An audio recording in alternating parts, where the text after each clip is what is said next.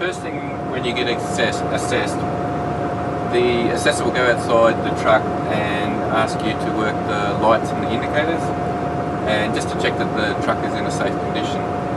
Then the assessor will climb up inside and tell you that you're being assessed to the Australian standards. If you have any questions, don't hesitate to ask them.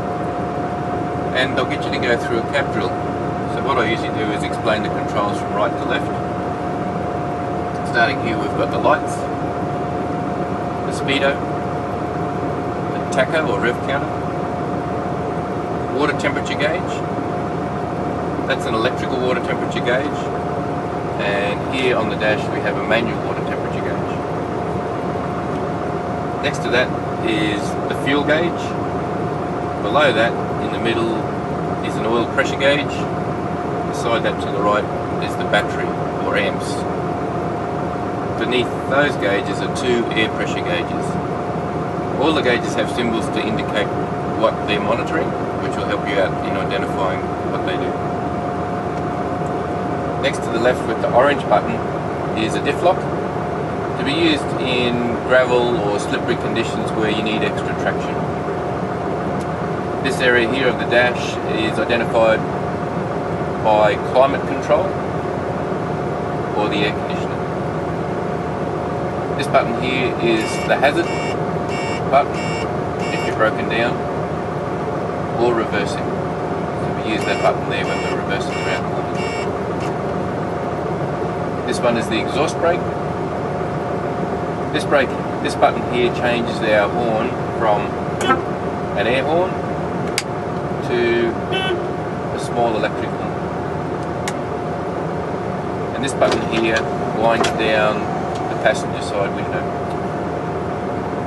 This lever here applies brakes for the trailer if you're towing a trailer, while this one is your park brake. It's released by lifting and letting go forward. Lift and release. This button here to the left is the engine shutdown or the kill switch. By pushing your thumb in the middle and pulling it out, the engine will stop. This has to be pushed in fully before you start the vehicle. To the right is a manual throttle. Again, by pushing your thumb in and pulling it out, it'll maintain revs of your choice. This is mainly used on trucks with PTO pumps, Aggies or Hiabs. The valve below that is a diverter valve for the air tank. Now we come to the gearbox. The gearbox is a 10-speed Scania synchro mesh box. 5 gears in the bottom and the low range, and then 5 gears in the top range. To access the different ranges is with this lever, down for low range and up for high range. Being a European truck, we have our indicators on the left hand side of the steering wheel and our wipers on the right hand side.